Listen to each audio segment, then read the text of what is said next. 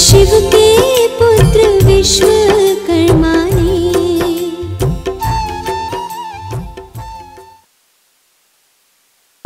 मंगलम अभिवादनम सत्यम शिवम सुंदरम। मंगलम अभिवादनम सत्यम शिवम सुंदरम।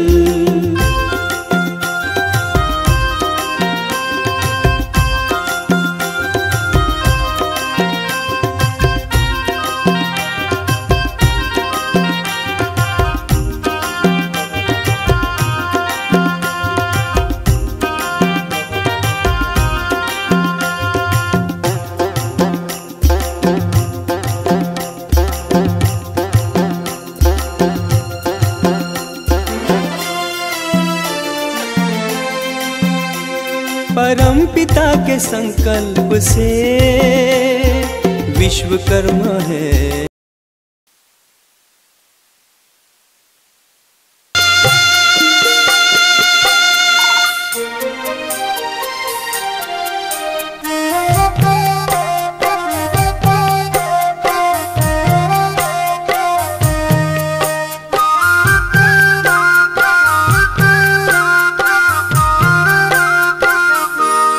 अरे पापरी के धार महानदी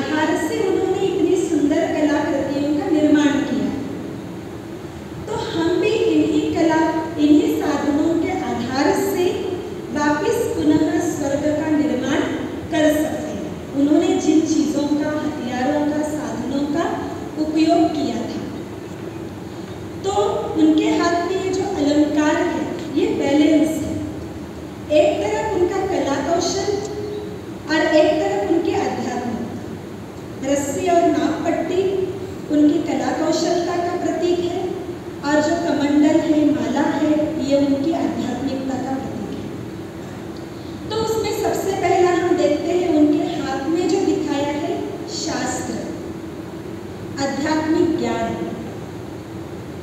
आध्यात्मिक ज्ञान, शास्त्रों का ज्ञान हमारे लिए दर्पण का काम करता है, और दर्पण पूरा समय सामने रहे बहुत जरूरी है, जिससे हमारे से कोई गलतियां नहीं होगी। तुरंत हमें समझ में आते रहेगा कि दाग लग गया है, उसको ठीक करना है। तुरंत हम दागों को ठीक करते जाएंगे तो बहुत सुंदर हमारे जीवन का निर्माण होता जाएगा। जब हम आध्यात्मिक ज्ञान सुनते हैं तो हमारे विचारों में भी स्वच्छता आने लगती है, पवित्रता आने लगती है, सच्चाई आने लगती है, सफाई आने लगती है। तो जिस क्षेत्र में हम सभी कार्य कर रहे हैं, या वैसे भी सामान्य जीवन जीने के लिए भी इन गुणों की हमारे जीवन में बहुत आवश्यकता है, और इनके कमी के कारण फिर कई बार दुर्गुणों का विकास, दुर्गुण हमारे अंदर पनपने लगते हैं। जैसे किसी स्थान पर गंदगी के जर्म्स पनपने लगते हैं, तो ऐसे आध्यात्मिक ज्ञान के बिना कुछ ऐसी बुराइयां हमारे अंदर में पनपने लगती है और आगे चलकर जो हमारा बहुत नुकसान करती है। जैसे कहानी में सुनाते हैं कि एक पिता था, वो बहुत सुंदर सुंदर कलाकृतियां बनाता था, मूर्तियां बनाता था। धीरे धीरे उसका बच्चा भी सीख गया, वो भी अच्छी अच्छी मूर्तियां बनाने लगा था, उसकी भी महिमा होने लगी थी। अब धीरे धीरे क्या होता है, वो बच्चा भी बहुत अच्छा सीख जाता है, और वो बच्चा कोई भी कलाकृति बनाता था तो अपने पिताजी को दिखाता था, और पिताजी उसमें कोई ना कोई नुक्स जरूर निकालते थे कि इसमें ये कमी है, इसमें ये कमी है। एक बार उसने ऐसी ही कोई कलाकृति बनाई, और उसी समय कोई बाहर से एक व्यक्ति आए और उन्होंने उसकी कलाकृति की बहुत महिमा की कि बहुत सुंदर बनाई है आपने ये मूर्ति। शाम को जब उस मूर्ति को अपने पिताजी को उसने दिखाया, तो पिताजी ने उसमें 2-4 नुक्स निकाल के बता दिए। अब उस बच्चे को बहुत गुस्सा आया, बाहर के लोग तो मेरा इतना सम्मान करते, इतनी महिमा करते हैं, और आप जो है जो हमेशा ही मेरी नुक्स निकालते हैं, कभी भी आप मेरी महिमा नहीं करते। हमेशा मैंने देखा है कोई ना कोई नुक्स आप मेरी कलाकृति से निकालते हैं, अब मैं आपको आगे से कभी नहीं दिखाऊंगा। और उस बच्चे ने अपने पिताजी को दिखाना बंद कर दिया। पिताजी भी चुप रहे, कुछ नहीं हुआ। अब धीरे धीरे क्या हुआ, उसकी कलाकृतियों की क्वालिटी गिरने लगी, और ऐसा समय आया कि कोई भी उसकी मूर्तियों को देखना तक पसंद नहीं करता था। उसने एक दिन अपने पिताजी को पूछा कि ऐसा क्यों हो रहा है, क्या बात है? तब पिताजी ने उसको बताया कि मैं तुम्हें जो तुम्हारी कमियां बताता था, तुम्हें नीचे दिखाने का मेरा भाव नहीं है, नीचे गिराने का मेरा भाव नहीं था, लेकिन मैं तुम्हें परफेक्शन की ओर आगे बढ़ाना चाहता था, और इसीलिए मैं तुम्हें तुम्हारी कमी बताता था, लेकिन तुम्हें बुरा लगता था, इसलिए मैंने भी फिर बताना छोड़ दिया था। तो कहने का भाव ये है कि जैसे जैसे हम अपने कार्य क्षेत्र में आगे बढ़ने लगते हैं, थोड़ा हमारी महिमा होने लगती है, थोड़ा धन आने लगता है, थोड़ा सम्मान मिलने लगता है, थोड़ा हमारे पास अच्छी अच्छी चीजें आने लगती है।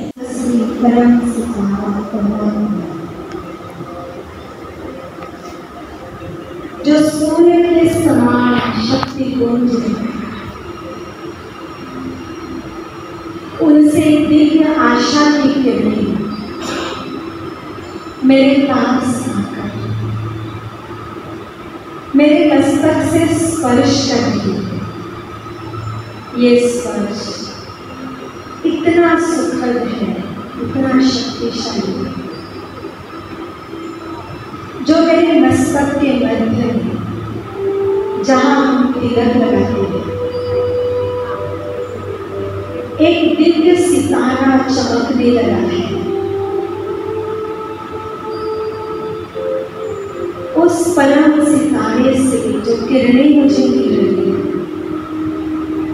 उन किरणों में शांति है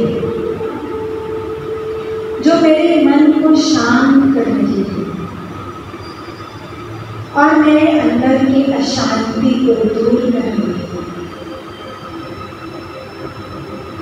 उस परम सितारे से जो ज्ञान का प्रकाश मुझे मिल रहा है,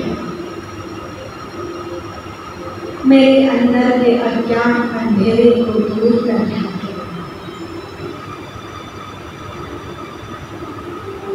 उस परम सितारे का खुशी का प्रकाश मेरे सभी दुखों को दूर कर रहा है। मैं कितनी खुशनसीब हूँ। जैसे पानी का झरना पूरे शरीर को भिगो देता है, परमात्मा से जुड़कर जो लाइट का झरना बरस रहा है,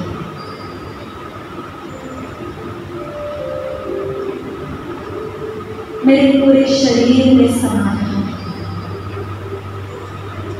मेरी एक एक कोशिका इस दिव्य प्रकाश को ग्रहण कर स्वस्थ हो रही है।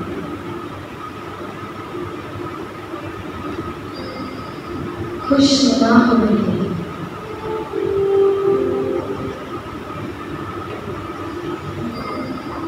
अब निश्चित रूप से मैं इस धरा को स्वर्ग बना सकती हूँ और मैं उसे देवी और देवता के रूप में सुंदर ढोल बजा सकती हूँ।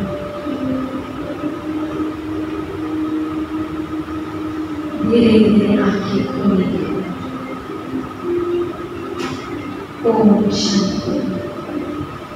अभी एक गीत बजेगा, सफेद लाइट करेंगे और हम सभी को मिलकर नई दुनिया स्वर्ग बनाने के इस संकल्प को साकार करने के लिए हमें संकल्पबद्ध होना है। तो दो बहनें स्टेज पर आएंगी और छोटा सा 1 मिनट का गीत बजेगा। आप सभी अपने जगह पर खड़े हो जाएंगे।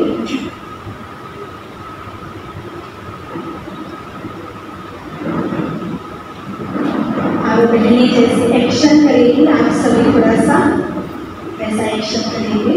बहनें सामने आ जाएंगी स्टेज पर।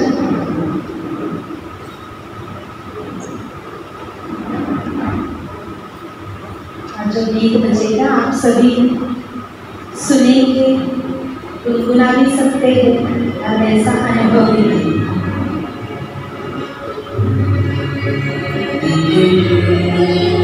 एक दूसरे का हाथ पकड़ेंगे।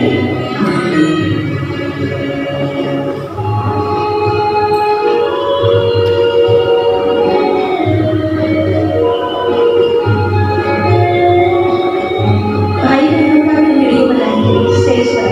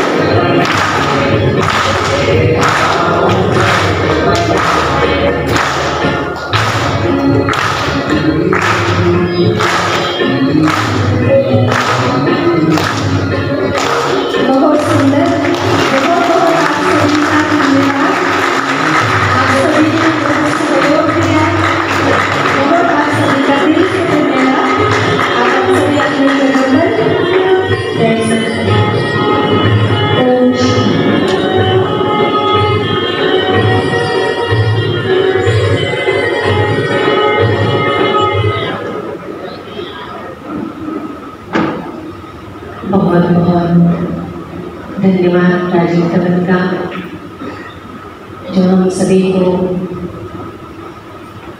के सामने आपने बहुत सुंदर विचार रखा। सचमुच इंजीनियर्स और साइंटिस्ट जो आज चांद पर चले गए हैं और उन्होंने जो अपनी बात कही है कि चांद के जैसे शीतलता अपने जीवन में लाने की है, और ये चांद की जैसे शीतलता तब आएगी जब हमारे जीवन में विज्ञान के साथ साथ आध्यात्मिकता का समन्वय होगा। इसलिए किसी वैज्ञानिक ने बहुत अच्छी बात कही है, आध्यात्म के बगैर विज्ञान अंधा है और विज्ञान के बगैर आध्यात्म लंगड़ा है। तो हम इस दुनिया में बहुत सुंदर साधन विज्ञान के द्वारा पा लिया है, लेकिन उसके बावजूद भी हमारे मन में अशांति क्यों है? हमारे मन में अशांति तब जाएगी जब एक चीज को फिर से हम इंक्लूड करेंगे, वो है आध्यात्म। और बिना आध्यात्म के न हमारी दृष्टि और न ही हमारे दृष्टिकोण, हम कितनी भी ऊंची बात कर लें, जब तक हमारे अंदर हमारे जीवन में वो चीज़ नहीं होगी तब तक इस धरती पर स्वर्ग नहीं आ सकता है। तो मैं अगली कड़ी के रूप में आदरणीय भ्राता मनसुख अग्रवाल जी, अध्यक्ष टिम्बर मर्चेंट एसोसिएशन जिला धमतरी, आप भी आओ स्वर्ग बनाए। अपने विचार को रखने के लिए मैं आदरणीय भ्राता जी से, मनसुख अग्रवाल जी से मैं रिक्वेस्ट करूँगी। आदरणीय,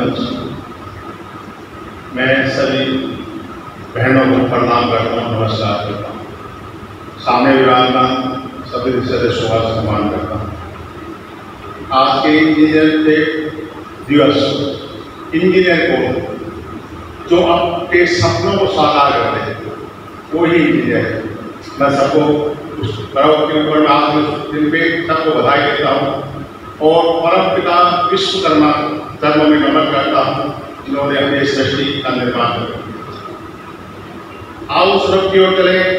एक धरती जो स्थान है उसका अपना एक महत्व के तपोवन एक स्वर्ग ही तो है, जहाँ मन शांत हो, मेरे विचार में तो वही स्वर्ग है। स्वर्ग सबकी आत्मा है, मन है, आप इसको स्वीकार कीजिए, स्वर्ग के अनुभव को प्राप्त होगी, मेरे ऐसा मानना है। मैं सूरज को दीपक दिखाऊं, कितना मेरा बोलना इन बहनों के सामने होगा। मैं अपनी वाणी को प्रणाम देता हूँ और सबको प्रणाम करता हूँ।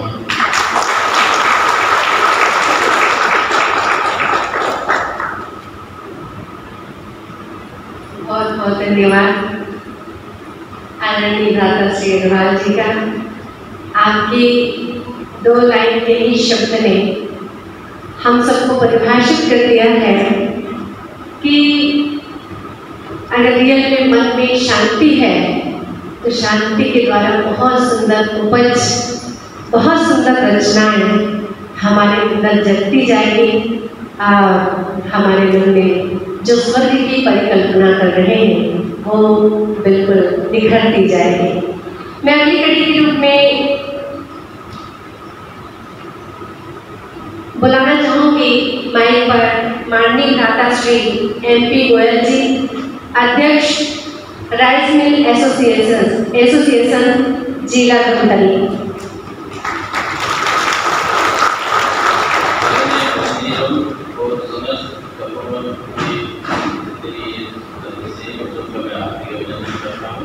और ये सर्व वाली बात जो आ रही है ना, ये मैं मेरे परिवार में देख चुका हूँ। सबसे पहले वैज्ञानिकों ने मेरे घर में एक कार्यक्रम को चालू किया था, जब ये शुरू में आए तो उसका मैंने बहुत आभार प्रकट किया था कि मैं बहुत भाग्यशाली हूँ, सर्वोदय स्थान में आकर मेरा मुझे दिए है, तो उसके लिए मैं इनका बहुत आभारी हूँ और आप सबका भी हूँ।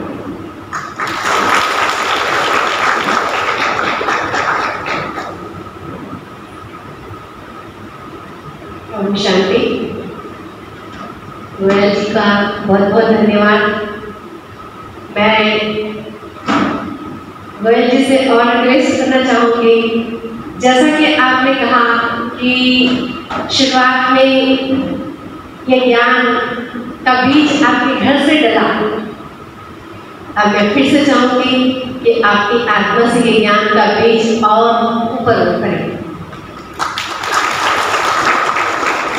अगली घड़ी के रूप में भ्राता श्री प्रकाश खारवानी जी, अध्यक्ष इलेक्ट्रॉनिक एवं फर्नीचर एसोसिएशन धमतरी, आप भी अपना उद्बोधन स्वर्ग कैसा होना चाहिए, स्वर्ग के लिए मेरा विचार क्या होना चाहिए और उस स्वर्ग बनाने के लिए मैं क्या कर सकता हूँ, इस विचार को लेकर के आ रहे हैं। आदरणीय मंच और उपस्थित जनों, सबको मेरा प्रणाम। उम्र में तो मैं बहुत छोटा हूँ, ज़्यादा कुछ तो नहीं बोलूँगा, नहीं मैं बोल पाऊँगा, तो मैं आप सबका अभिनंदन करता हूँ और मुझको भी प्रणाम करता हूँ। और जो यहाँ सीखने को देखने को मिला बहुत अच्छा लगा, बहुत ही अच्छा लगा। मतलब मेरे पास शब्द नहीं है, मैं क्या बोलूँ। अध्यात्म को लेकर तो बहुत सारी चीज़ें हैं, बहुत डिटेल में तो नहीं जा सकते, लेकिन यहाँ आकर मैं बहुत अच्छा महसूस कर रहा हूँ। सब बहनों को बहनियों को मेरा प्रणाम, मैं अपनी वाणी को नाम दूँ।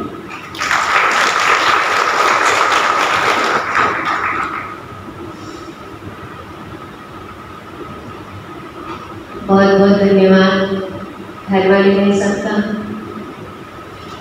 जब आप इस सुंदर स्थान में बहुत अच्छी ट्रेनिंग कर सकते हैं, तो जब आप रोज इस स्थान पर जब मेडिटेशन करेंगे तो आप इतनी आंतरिक ऊर्जा का अपने अंदर संचार कर सकते हैं।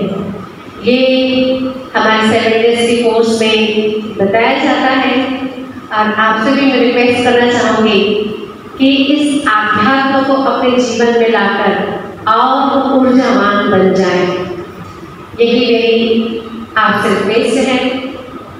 मैं अगली कड़ी के रूप में भ्राता श्री बीके साहू जी, उप अभियंता जल प्रबंधन संभाग क्रमांक 1 रुद्री धमतरी, मैं आपसे भी निवेदन करना चाहूँगी कि आप अपने विचार हम सबके सामने रखेंगे।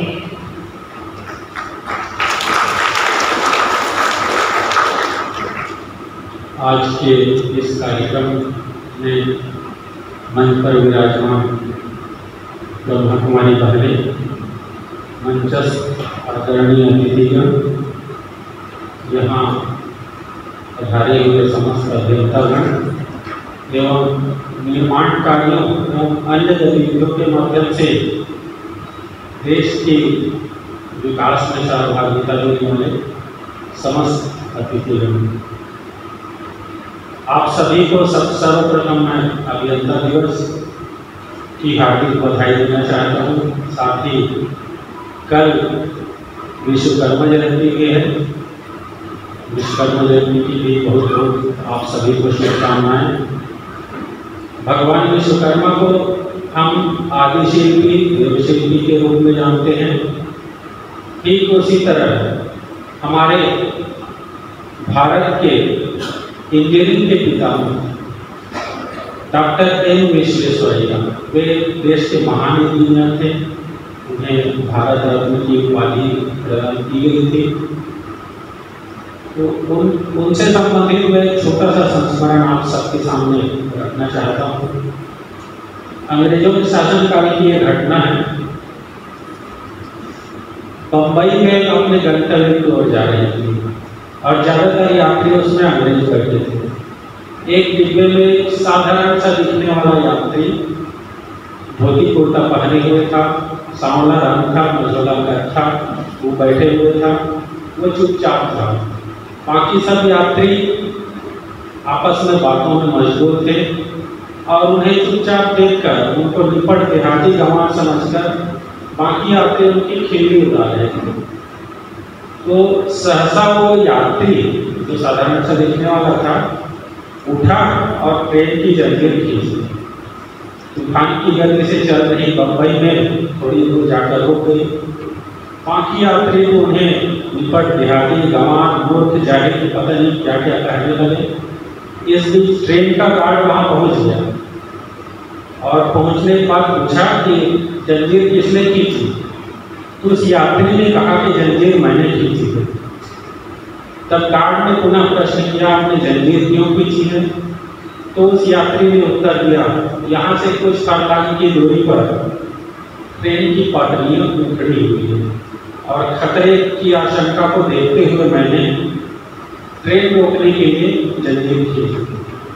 गार्ड ने पुनः प्रश्न किया, जब आप ट्रेन के अंदर हैं आपको कैसे पता चलेगा कि दूरी पे आगे पटरियां उखड़ी हुई है?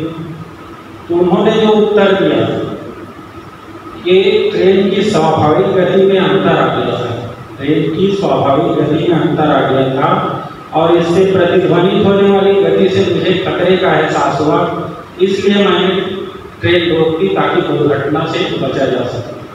तब गार्ड उस आदमी को एवं अन्य यात्रियों को लेकर आगे बढ़े। सचमुच कुछ दूरी पर पटरियों का जोड़ फूल गए थे।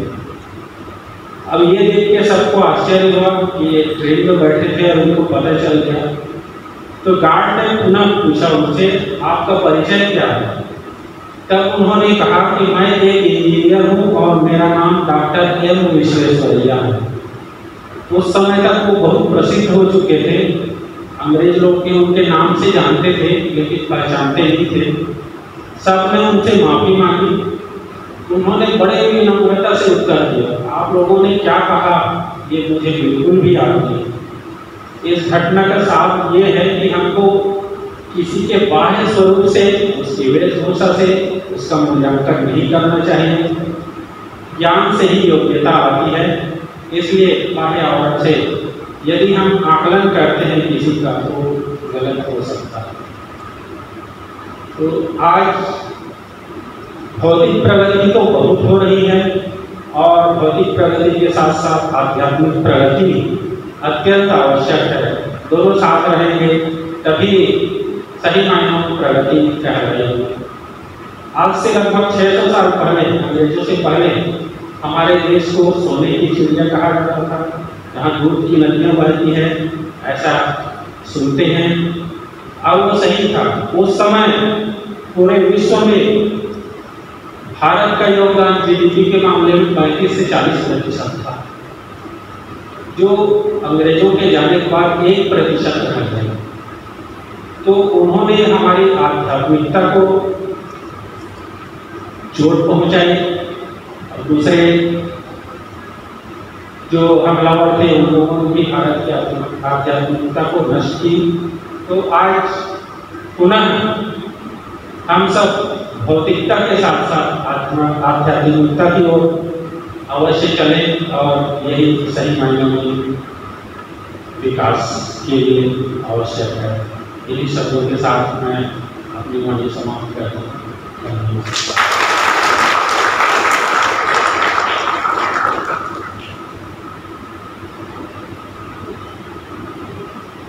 बहुत बहुत धन्यवाद आदरणीय भ्राता श्री बीके साहू जी। बहुत अच्छा आपने अपने वक्तव्य में कहा। प्रथम इंजीनियर विश्वेश्वरैया जी के बारे में, आखिर उस ट्रेन में उन्होंने कैसे आने वाले स्थान की जानकारी उन्होंने दिया, ये इंगित करता है कि उनके अंदर कितनी शांति रही होगी और उस शांति के बल पर उन्होंने उस इतनी बड़ी दुर्घटना को रोक दिया। कहते हैं कि जब मन के अंदर शांति होती है तो हर चीज में स्पष्टता आती है। और जहाँ हमारे मन के अंदर द्वंद्व होते हैं तो बहुत अच्छी बात हमारे सामने से गुजर जाती है। मैं ब्रह्माकुमारी बहनों से निवेदन करना चाहूँगी कि हमारे बीच में भ्राता श्री अय्यर जी पधारे हुए हैं, उनका पुष्प पौधे देकर सम्मान करेंगे।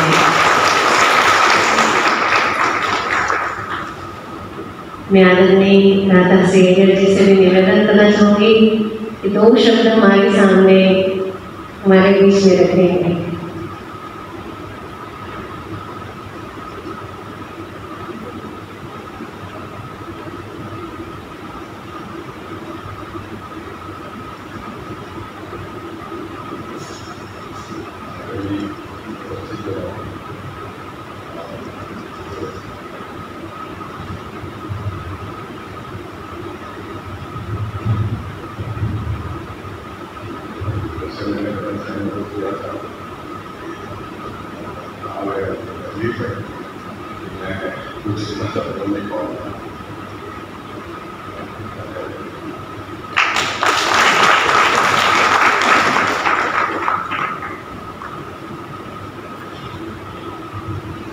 आपके मौन की भाषा बहुत कुछ कह रही है हमारे सामने।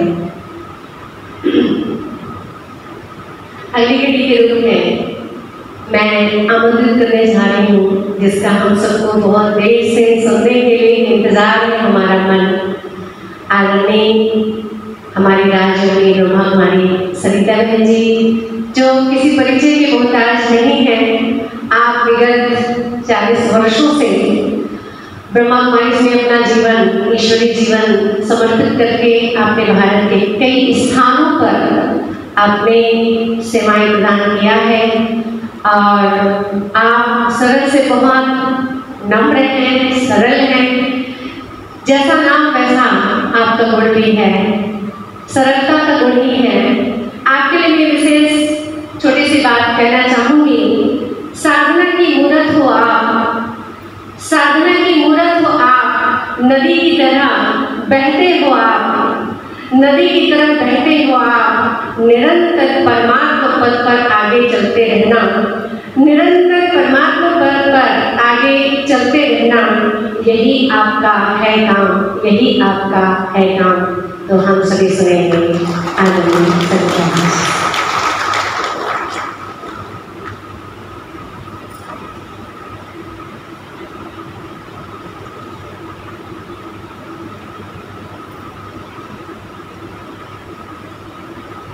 ओम शांति, ओम शांति, ओम शांति। सम्मानित मंच,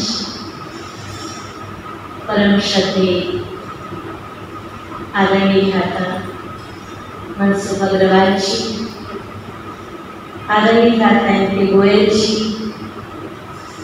भ्राता थारवानी जी, भ्राता बी.के. साहू जी और भ्राता नैया जी, सब में उपस्थित सम्मानित इंजीनियर्स एवं विश्वकर्मा के उत्तराधिकारी समस्त कारीगर, बहुत सुंदर वक्तव्यों के साथ, विचारों के साथ हमारे मंचासीन महानुभावों ने बहुत अच्छी अच्छी बातें की और इतनी अच्छी बात कही है कि हम सबको भी प्रेरणा आती है कि हमें भी एक अच्छे कार्य के साथ, विचारों के साथ, भविष्य दृष्टा होने के साथ और मन की असीम शांति के साथ स्वर्ग बनाना। हम सोचेंगे स्वर्ग बनाना हमारा काम थोड़ी है, सोचते हैं क्या हमारा काम है स्वर्ग बनाना, तो नर्क किसने बनाया? स्वर्ग बनाना हमारा काम भी है, क्योंकि नर्क भी हमने ही बना दिया। और नर्क का जो वातावरण हम देख रहे हैं, परिणाम देख रहे हैं, वो तो किसी को भी अच्छा नहीं लगता। सितंबर माह में हम गर्मी का अनुभव कर रहे हैं, कहीं ज़्यादा पानी बरस रहा है, कहीं कम बरस रहा है, कोई खुश नजर नहीं आता है। कई बीमारियों से ग्रसित हैं, कहते पानी नहीं गिर रहा है, इतनी गर्मी पड़ रही है, बीमार पड़ रहे हैं, हॉस्पिटल में भीड़ लग रही है, कई एक्सीडेंट हो रहे हैं, तो कई भ्रष्टाचार का बोलबाला है। वातावरण इतना ऐसा हो गया है कि कोई किसी पर विश्वास ही नहीं करता है। करता है कोई विश्वास? कहते विश्वास भी खत्म हो गया, शांति भी खत्म हो गई, प्रेम भी खत्म हो गया, सुख भी नहीं है। आराम की वस्तुएं हैं पर सुख नहीं है। हम आराम और सुख को कई बार बराबर करने लग जाते हैं। तो सुख भी नहीं है, शांति भी नहीं है, प्रेम भी नहीं है, खुशी भी नहीं है, आनंद भी नहीं है, तो फिर है क्या संसार? इसीलिए ये दुनिया अच्छी नहीं लगती। और जब ये सब होगा ना तो स्वर्ग आ जाएगा। स्वर्ग की कल्पना बाहर नहीं, स्वर्ग की कल्पना अपने अंदर ही है। और स्वर्ग दूर नहीं, स्वर्ग हमारे पास है। अभी यही शुरू हो जाएगा, स्वर्ग हो जाएगा ना। आपस में एक दूसरे के साथ मुस्कुरा रहे थे, डांस कर रहे थे, हाथ मिला रहे थे ना, बहुत अच्छे अच्छे एक्शन कर रहे थे, आनंद आ रहा था। वही तो स्वर्ग है, वही स्वर्ग है। पर वो क्षणिक था ना, थोड़ी देर की, सदा काल चाहिए।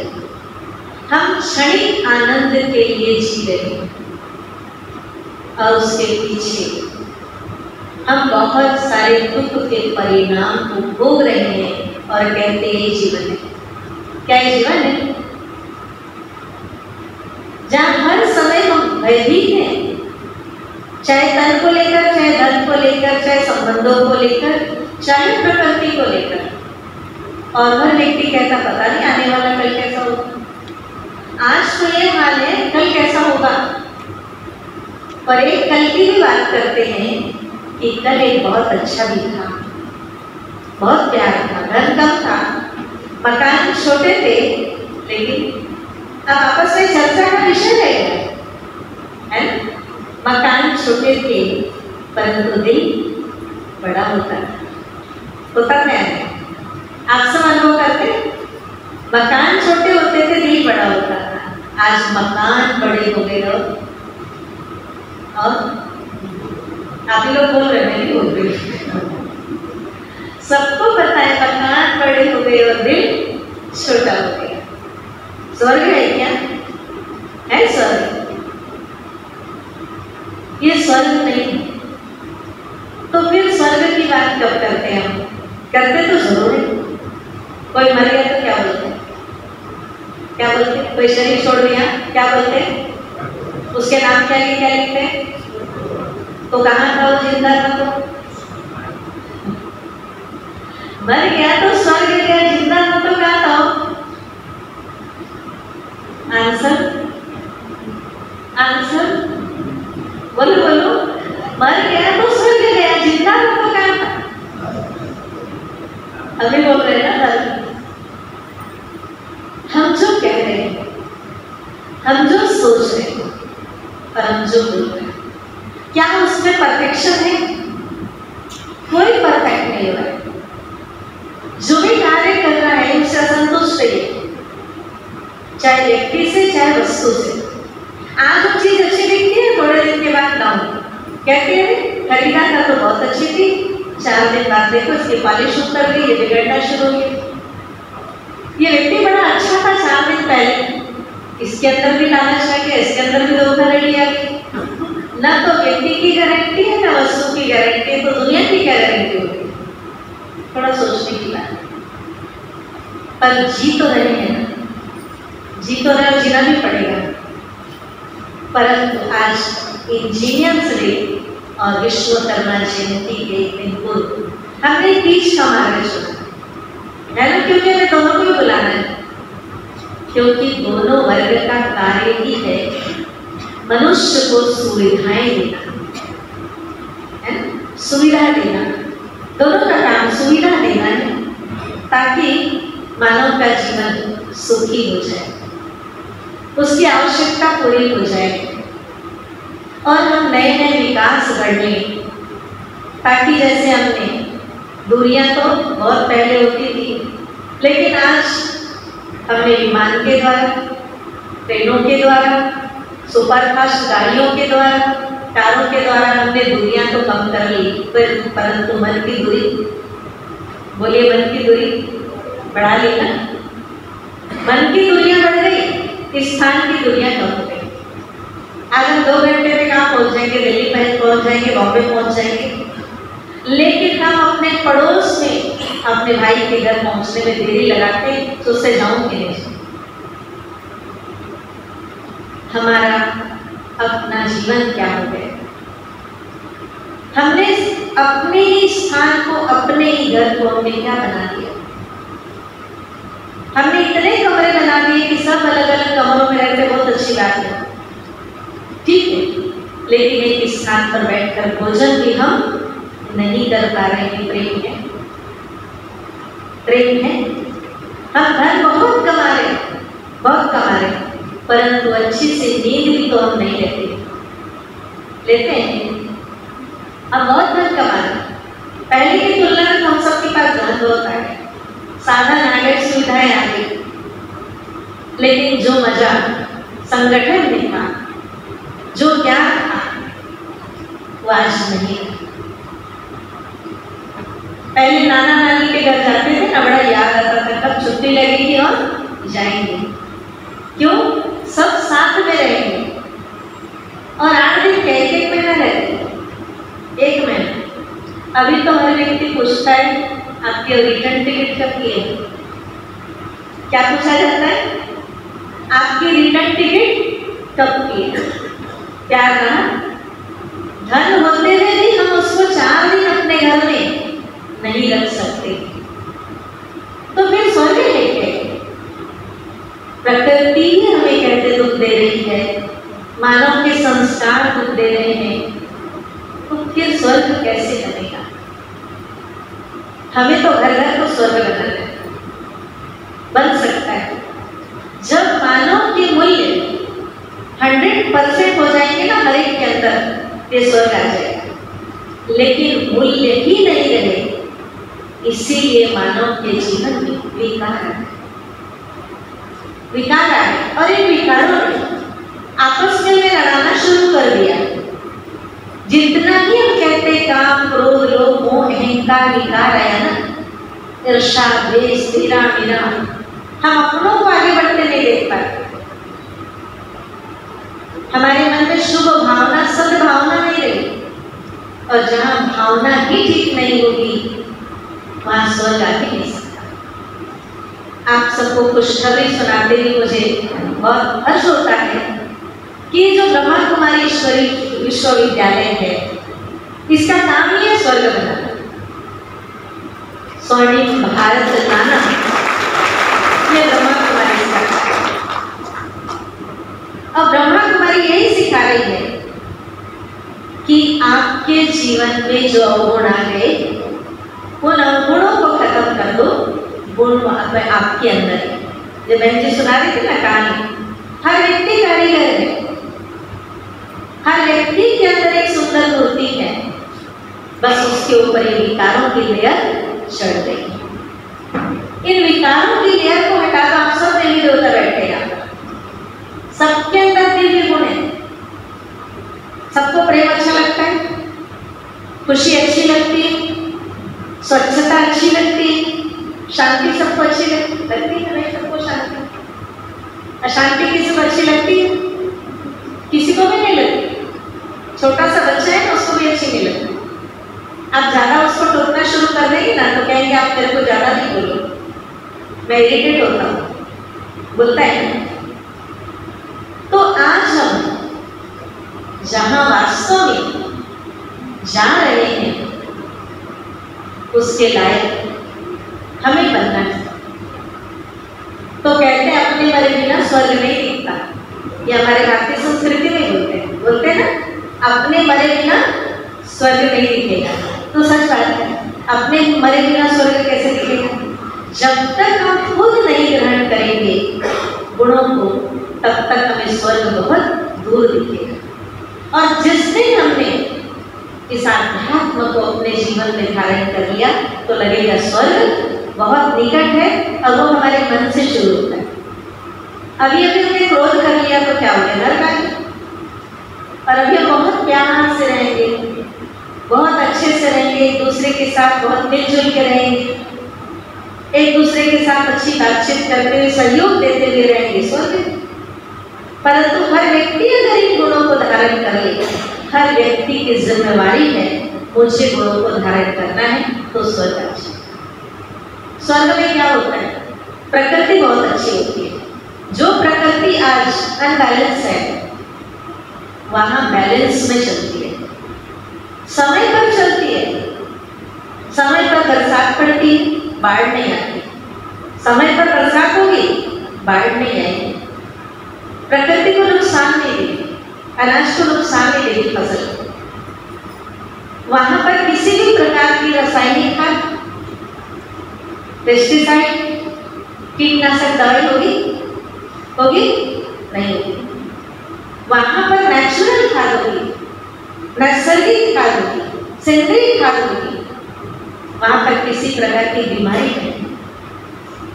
और आत्माओं के अंदर हर गुण परफेक्ट हो, कमी किसी के अंदर नहीं होगी। इसीलिए श्री कृष्ण जी को कहा जाता है सर्वगुण संपन्न, 16 कला संपूर्ण, संपूर्ण निर्विकारी, मर्यादा पुरुषोत्तम, डबल अहिंसक, अहिंसा परमो धर्म, उस स्वर्ग का है। लेकिन आज इसके पूरे अपोजिट, सर्वगुण संपन्न की जगह हम सर्व अवगुण संपन्न, सारे अवगुण हमारे अंदर आए।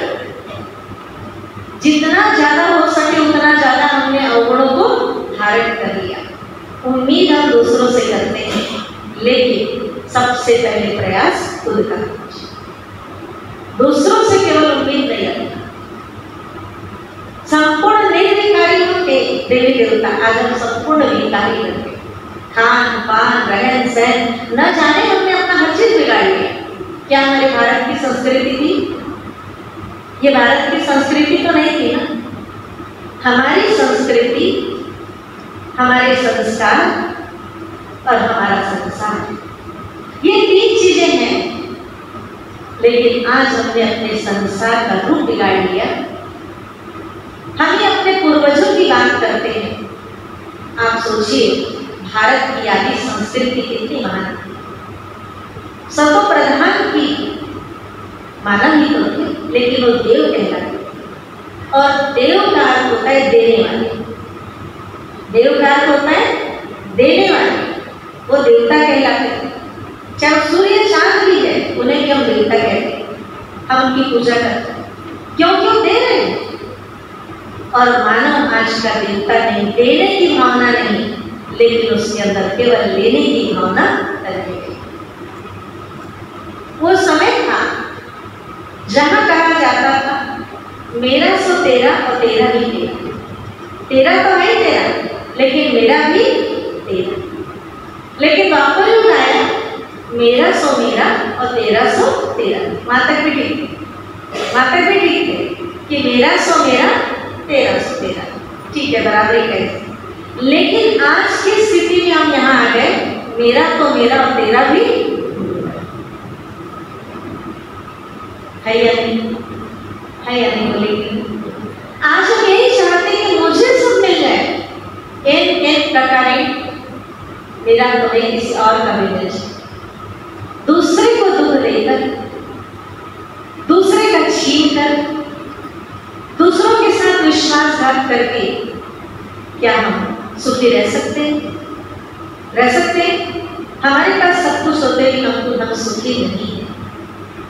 कहीं ना कहीं हमको हमारे कार्य का परिणाम हमारे संबंधों से और हमारे शरीर से और हमारे मन से हमें भोगना पड़ता है। हम सब कुछ कहते क्या करें, पता नहीं, मेरा मन अच्छा नहीं है। क्यों अच्छा नहीं? कहीं ना कहीं मेरे से गलती हुई है, किसी का मन दुखा होगा तो आज मेरा मन भी दुखेगा। किसी का मन मैंने दुखाया होगा, मेरा मन दुखेगा। इसीलिए आज की डेट में कई डॉक्टर्स होंगे और आपको बता दें सबसे ज्यादा रोग मनोरोग हो रहे हैं, बहुत ज्यादा। मैं खुद देख रही हूँ, मेरे पास जब केस आते हैं ना, डॉक्टर्स भी भेजते हैं हमारे पास, मेंटल पेशेंट बहुत हो रहे हैं। क्या करें? और तो लोग हैं ये भी बढ़ रहे हैं।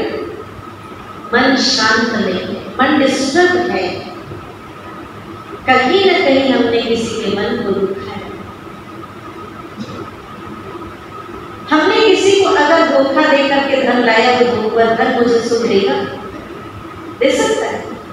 ये स्वर्ग नहीं है, लेकिन स्वर्ग मुझे लाना है तो मुझे आत्मा के 7 गुणों को धारण करना पड़ेगा, आत्मा के 7 गुण। और लोगों ने आत्मा ज्ञान स्वरूप, प्रेम स्वरूप, शांत स्वरूप, सुख स्वरूप, आनंद स्वरूप, शक्ति स्वरूप और पवित्र स्वरूप। आज ये 7 गुण मानव धारण कर ले तो स्वर्ग आ जाएगा। और इसके लिए कभी जाने की जरूरत नहीं, केवल आध्यात्म सिखाता है अपने अंदर जाना। मैं भीतर गया, मैं भी तर गया। समझ में शब्द?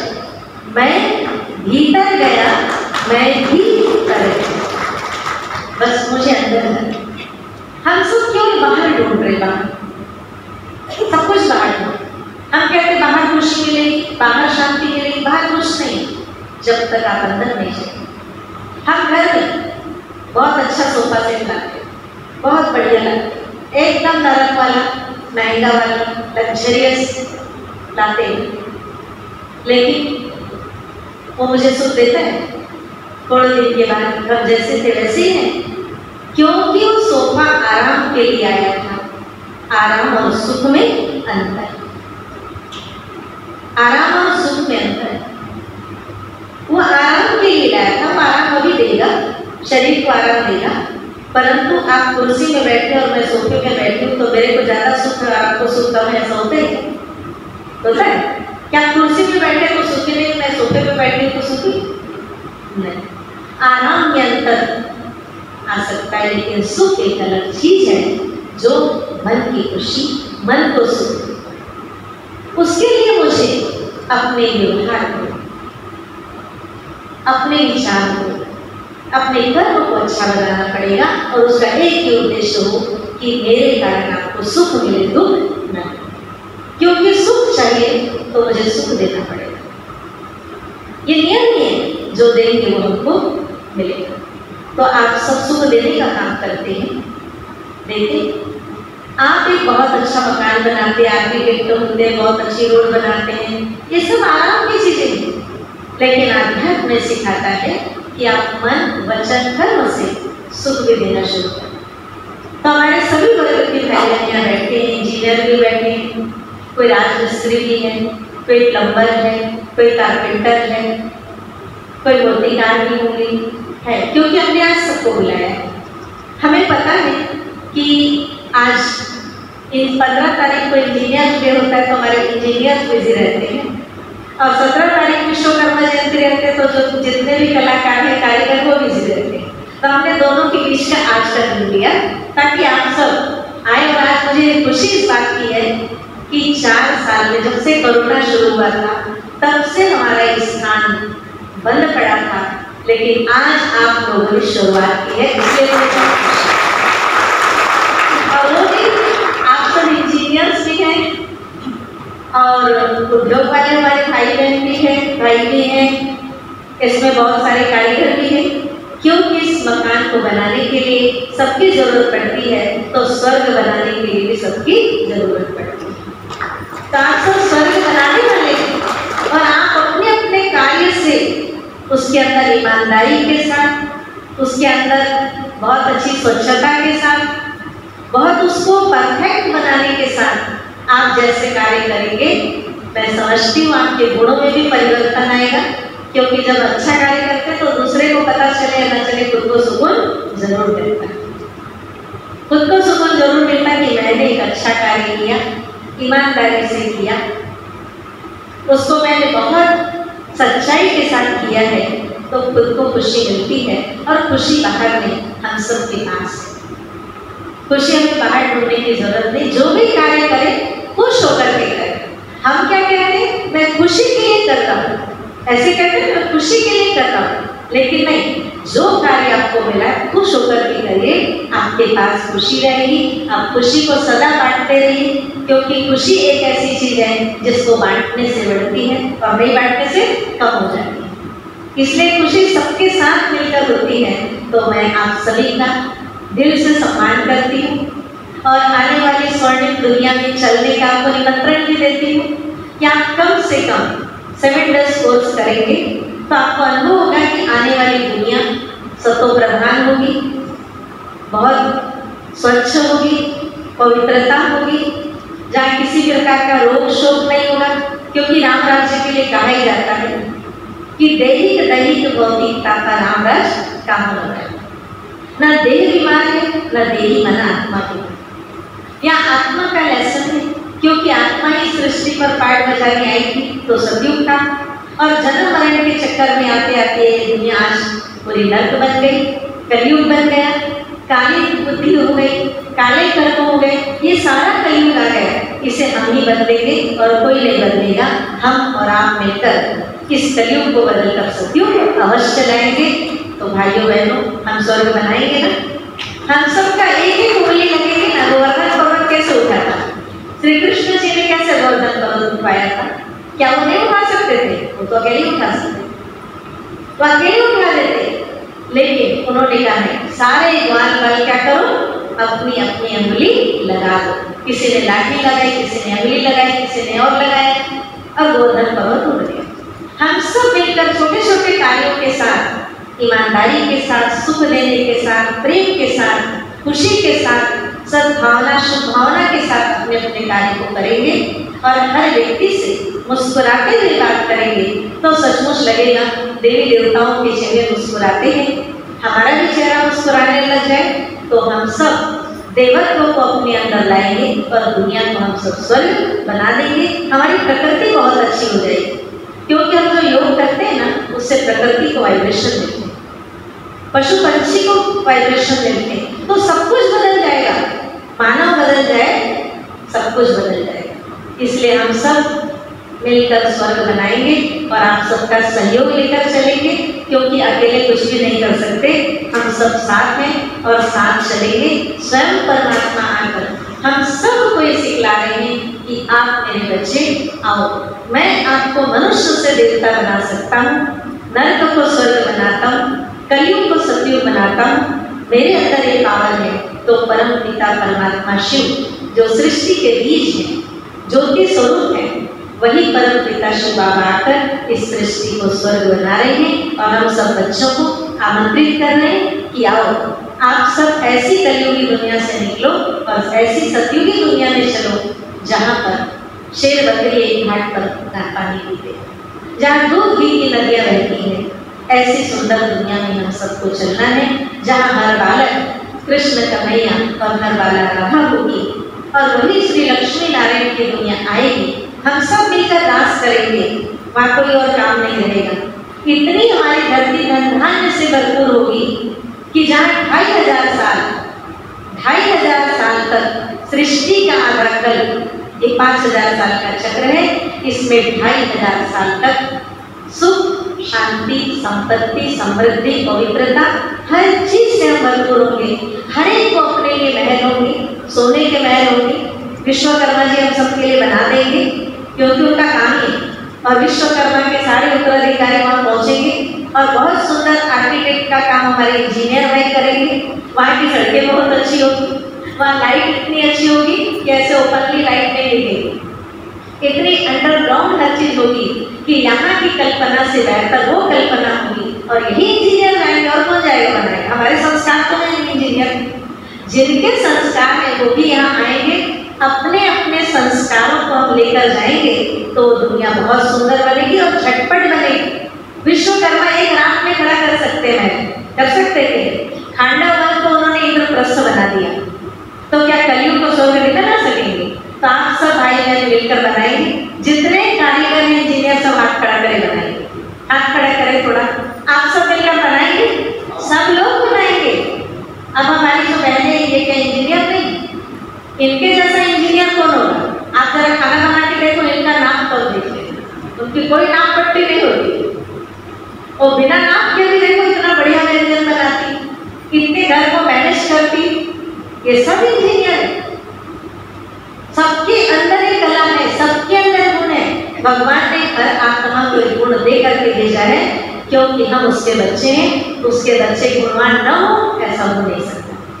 बस हमने जो ऊपर जो खराब लेयर लगा दी ना उसको निकाल देंगे। हम सब गुणवान हैं, हम सब के अंदर विशेषता है, और आप सब विशेषताओं से भरे हुए हैं। ऐसे सुंदर दुनिया में चलने के लिए आप सबको यहाँ बुलाया है। आप जरूर 7 डेज कोर्स कीजिएगा और ऐसे सुंदर दुनिया में आप सब भी चलेंगे। ओम शांति।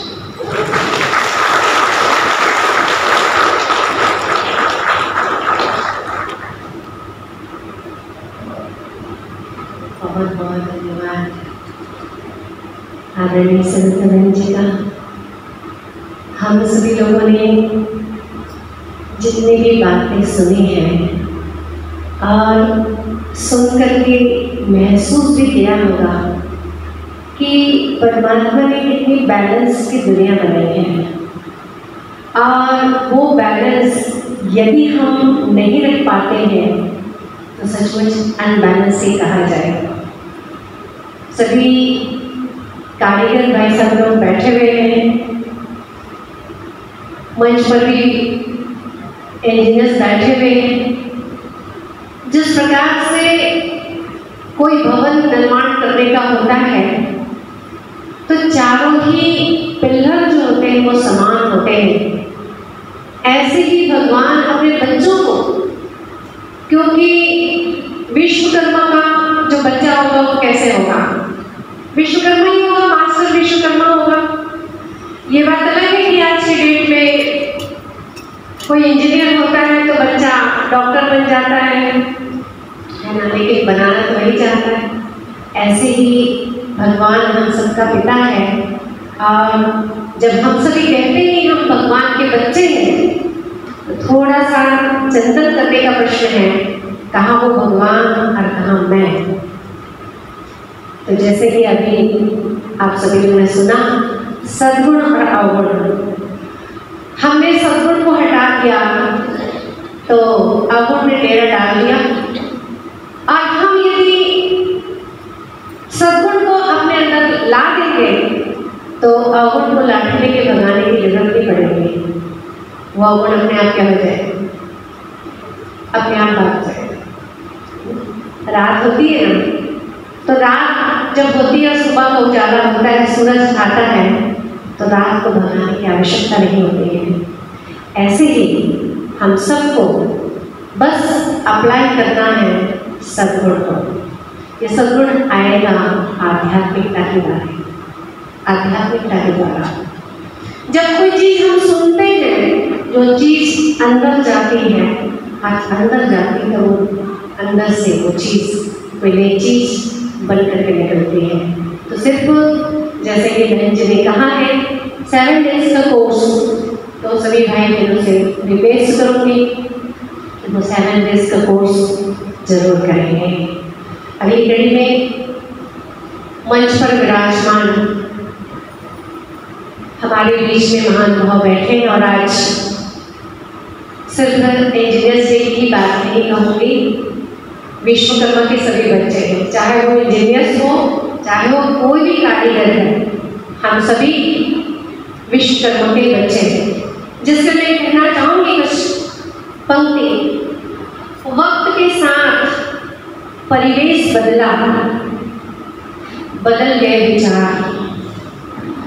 वक्त के साथ परिवेश बदला, बदल गए विचार। वो अभियंता है जिन्होंने किए सुख साधन के सपनों को साकार, सुख साधन के सपनों को साकार। ये मेरे इंजीनियर भाइयों के लिए है। किसी के कल्याण के लिए निस्वार्थ कुछ देना यह दान है। किसी के कल्याण के लिए निस्वार्थ कुछ देना यह दान है। बदले में सृजन के विचार उठना यह श्री विश्वकर्मा का वरदान है। यह श्री विश्वकर्मा का वरदान है। हमारे बीच में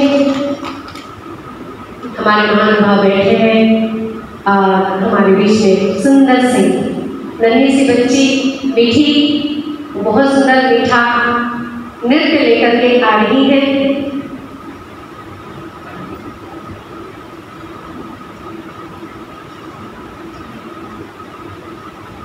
हम सभी इस नृत्य का थोड़ा आनंद लेकर के अगला हम कार्य आगे बढ़ाएंगे।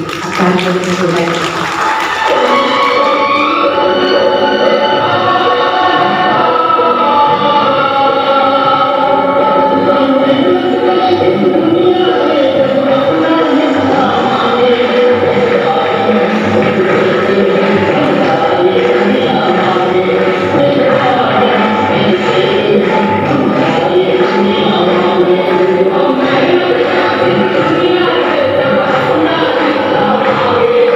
Yeah.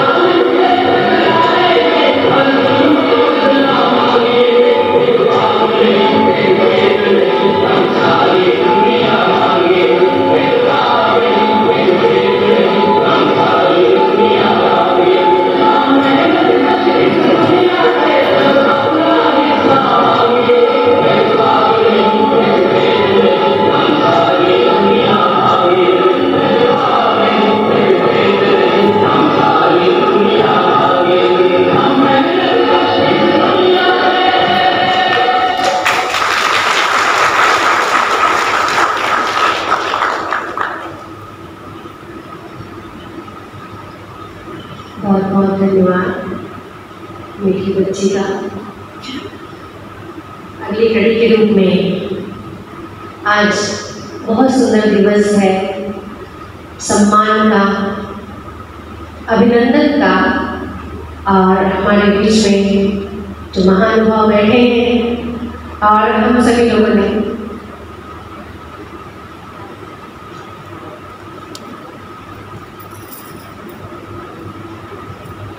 और हम सभी जो चीज जो गुण मिला है, जो ऊपर वाले ने दिया है, और उसकी ख्याति जब हमको मिलती है तुम्हारा आत्मसम्मान और बढ़ जाता है। मैं अभी इस कार्यक्रम का आभार व्यक्त करने के लिए माननीय भ्राता एम.के. साहू जी से निवेदन करना चाहूँगी कि हमारे बीच में आएंगे और आज के कार्यक्रम का आभार व्यक्त करेंगे।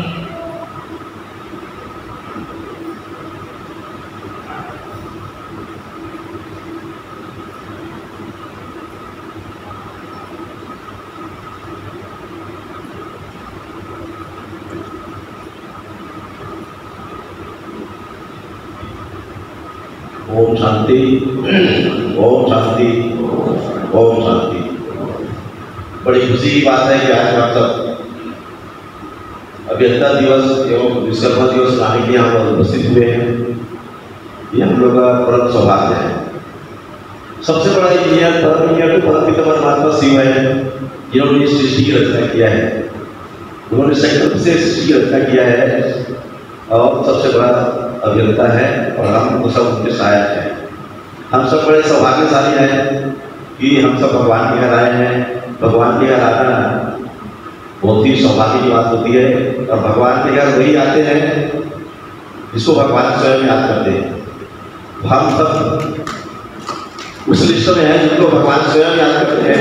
वैसे भगवान को याद कर तो सारी दुनिया कर दी है, लेकिन स्वयं भगवान ने हमको बुलाया और हम यहाँ आए। आप सब आज इंजीनियर्स डे में उपस्थित हुए हैं अपना समय देकर के, उसके लिए मैं आप सबको धन्यवाद देता हूँ तथा संस्था की ओर से आभार व्यक्त करता हूँ। और भविष्य में जो भी यहाँ कार्यक्रम होते हैं वहाँ आप लोग अवश्य सुधारें, यही मेरी शुभकामना आप लोगों से है। यहाँ प्रजापिता ब्रह्मा कुमारी ईश्वरीय विश्वविद्यालय में राज्य की शिक्षा दी जाती है। यहाँ 7 डेज कोर्स होता है, तो आप लोग अवश्य ही सेंटर आकर के 7 डेज से कोर्स करें और अपने जीवन को सुखी बनाएं। आज हम देख रहे हैं कि दुनिया में अनाचार, दुराचार, पापाचार बढ़ते जा रहा है। जीवन में सुख शांति नहीं है। हमारे पास सभी साधन होने के बाद भी हमारे जीवन में शांति नहीं है, क्योंकि भौतिक साधन तो है लेकिन नैतिक साधन नहीं है। इस तरह से शांति हमें नहीं हो सकती है। तो आप सबसे निवेदन है कि हर राज्यों की शिक्षा ग्रहण करें और सेंटर आकर के अपने जीवन को सफल बनाएं। ओम शांति।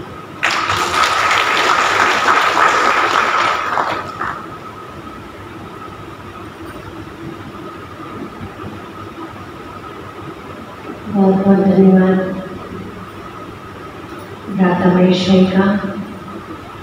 मैं आदरणीय बाकड़ी जी से भी निवेदन करना चाहूँगी कि वो भी हमारे शिल्पीकारों का आभार व्यक्त करेंगे।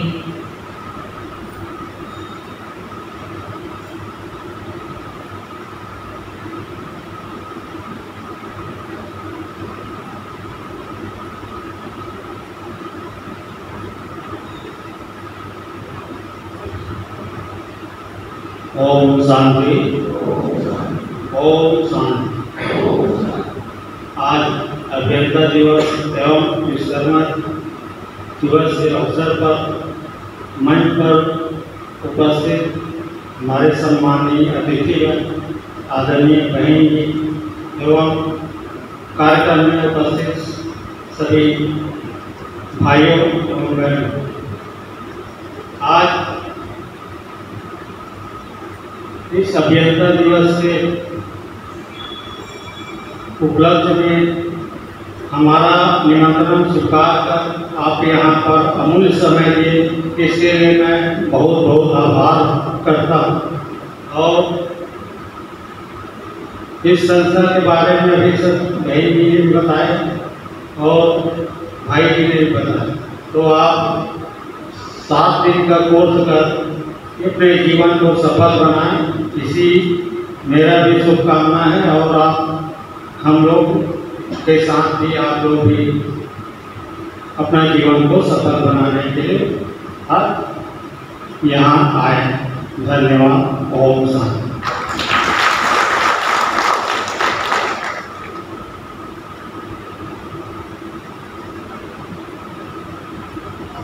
बहुत बहुत धन्यवाद आदरणीय श्री बागरे जी का।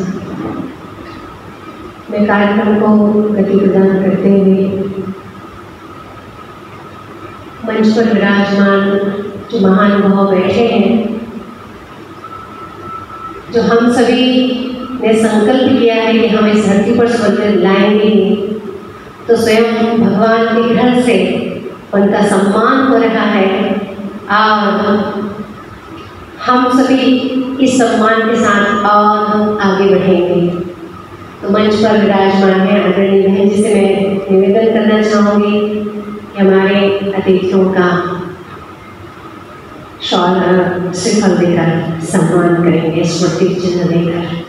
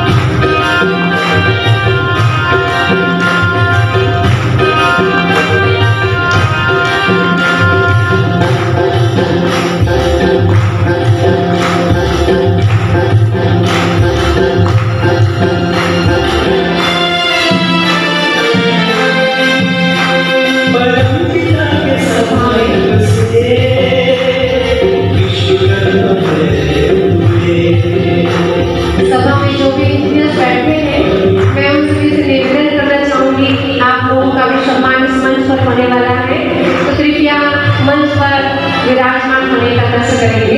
सभा में जो इंजीनियर्स बैठे हैं, बागरे जी थोड़ा सा